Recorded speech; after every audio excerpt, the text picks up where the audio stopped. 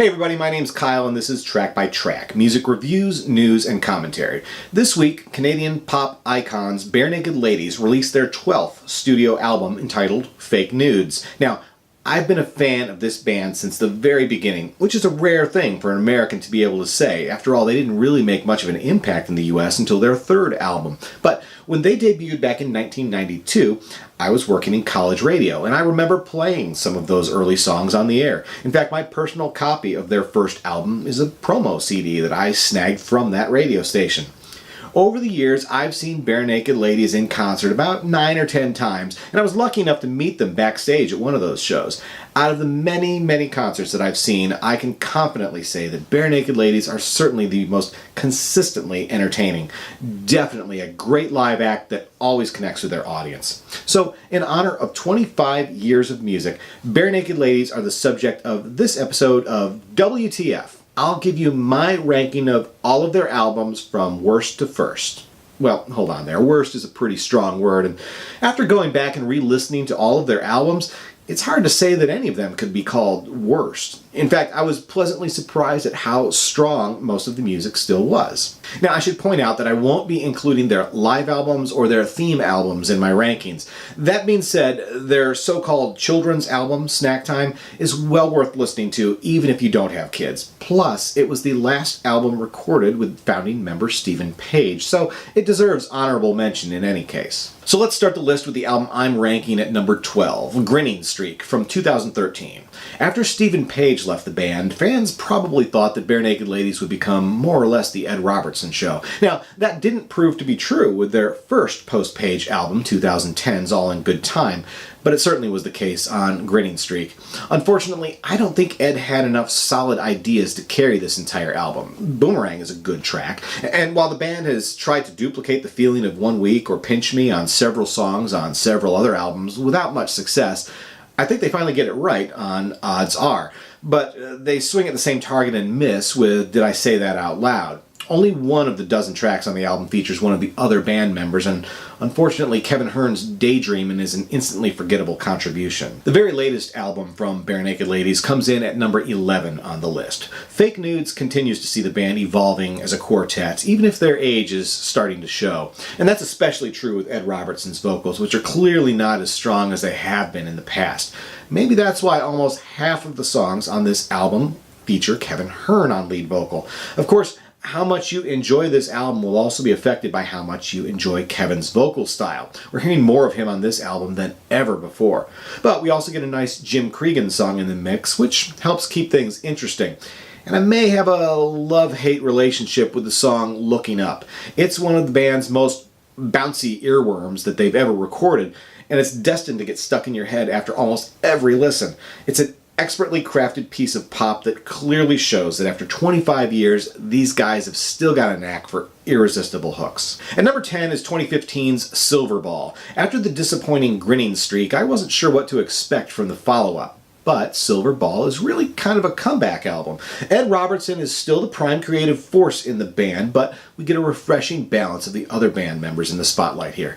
Both Kevin Hearn and Jim Cregan make strong contributions to the album with Passcode and Narrow Streets, respectively. And there's great Ed-centric jams like Get Back Up, Duct Tape Heart, Hold My Hand.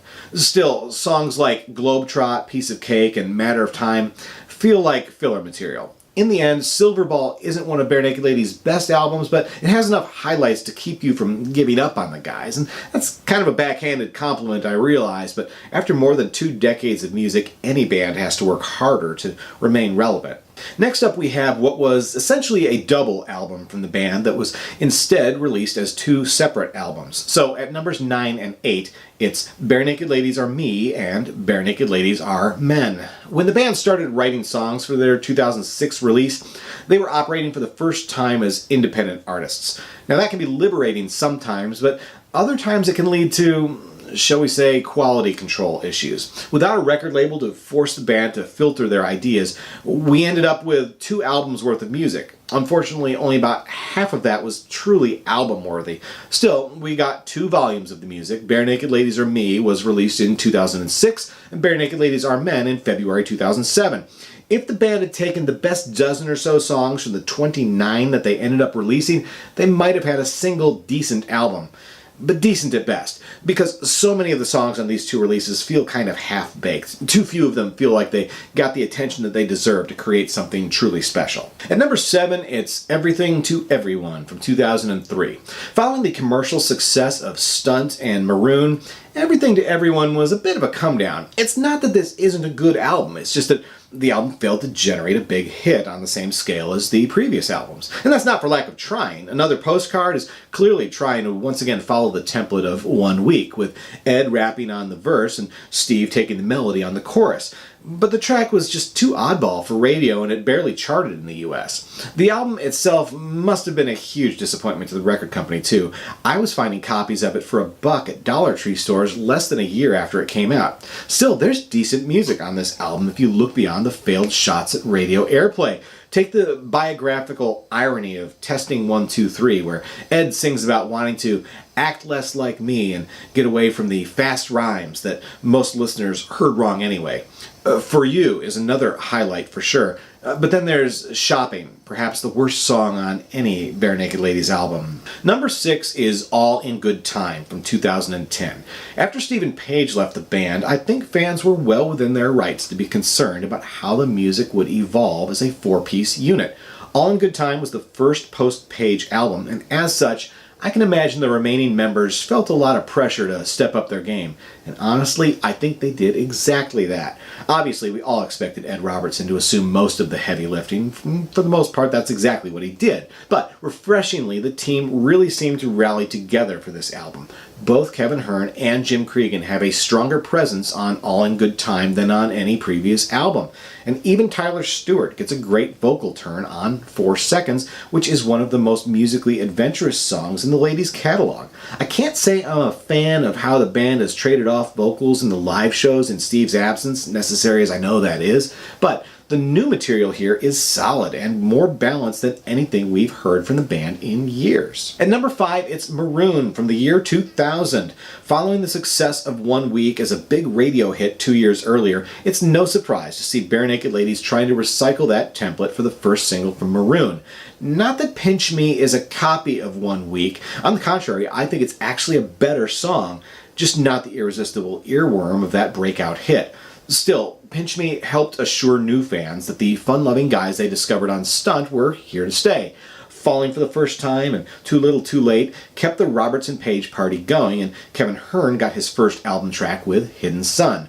Maroon didn't reach the heights of Stunt, though, in terms of sales or songwriting. That's not to say the songs aren't good, though. For the most part, I think they're on par with the previous album and maybe starting to feel just a little bit tired. Which brings us, of course, to Stunt at number 4. This 1998 release was a real breakthrough for Barenaked Ladies. I mean, obviously their debut album 6 years earlier was absolutely huge in Canada, but it was their 4th album that truly made them a hit with American audiences. So much of that success was fueled by the song One Week, which became a number 1 single. And rightfully so. It was such a unique sound, not just for American radio, but for Barenaked Ladies as well. The trade-off between Ed's rapping on the verses and Steven's vocals on the chorus, along with the rapid-fire pop culture referencing lyrics, made One Week the perfect song for its time. But that's the key, really. For its time. Nearly 20 years later, most of those references have become somewhat meaningless to younger listeners. The other hit song from the album, It's All Been Done, holds up much better, even if it didn't top the charts. What's missing on the album, though, is other voices, both in the songwriting and on the vocals themselves. Stunt is entirely a Robertson Page affair, even though keyboardist Kevin Hearn makes his debut with the band on this album. There's no tracks from Jim Cregan either. In the end, Stunt is a solid effort that ended up being their biggest seller. At number 3, it's Barenaked Ladies' second album, 1994's Maybe You Should Drive. When Maybe You Should Drive came out, many fans were disappointed. After all, there really wasn't a single song on the second album that matched the grade school mindset of Gordon tracks like Grade 9 or The King of Bedside Manor. But even though this was just their second album, I think Maybe You Should Drive actually contains some of the band's most mature songs in their entire catalog. And when I say mature, I don't necessarily mean not funny.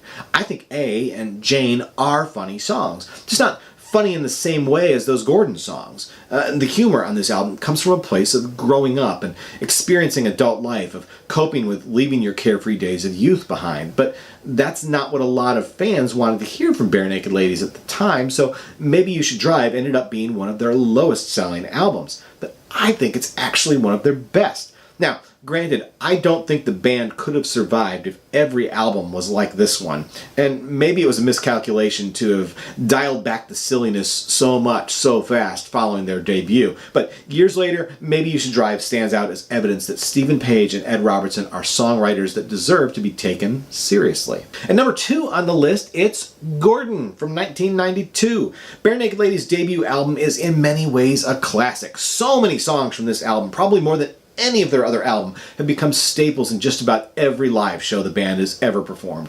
Obviously, If I Had $1 Million becomes a signature song for them, as did Brian Wilson and Be My Yoko Ono, but Gordon also feels more dated than any of the rest of their albums. Like I said, it was released in 1992, and you can tell, not just in the musical references like New Kids on the Block, but also in the, shall we say, youthful immaturity of the songwriting and performances. The level of sophomoric humor on Gordon was part of what won fans over when it first came out, but years later it tends to feel a bit too juvenile. Still, I probably know every word to every song on this album. It was a great debut, very much of its time, but I don't necessarily think it has aged quite as well. Finally, at number 1, the best album from Barenaked Ladies is Born on a Pirate Ship from 1996. As much as I thought Maybe You Should Drive was a really strong album, perhaps its failure to generate the same kind of affection that Gordon had enjoyed was a powerful lesson for the band. Born on a Pirate Ship definitely swings back into the tried and true territory of their debut, mixing lighthearted humor with earnest sentimentality. But by retaining a subtle level of the maturity of their previous album, this collection of songs gets the balance just right. All but gone are the pop culture references, replaced with amusing songwriting that genuinely earns our affection from original ideas that resonate beyond the year of release. And there's great storytelling here too, with characters we can all recognize. Page and Robertson give the album a real Lennon and McCartney vibe, balancing between songs like The Old Apartment and I Know throughout the track list. I guess that kind of makes Jim Cregan the George Harrison of the band, if only in the number of songs contributed. But his Spider in My Room and In the Drink both provide great contrast to Page and Robertson's dominance. And of course, Shoebox provided many American listeners their first glimpse at the fun-loving band that had already become superstars in Canada. Born on a Pirate Ship wasn't Barenaked Ladies' biggest album, but it was their best. So there you have it, 25 years of Barenaked Ladies music ranked worst to first. Of course, this is all just my opinion. What's your favorite Barenaked Ladies album? What's your least favorite album? Do you think that the band lost its magic when Stephen Page left, or are they still as fun as ever? Let me know what you think in the comments section below. And if you want to help support this channel, you can click the shopping links below to order any of the Barenaked Ladies albums missing from your collection.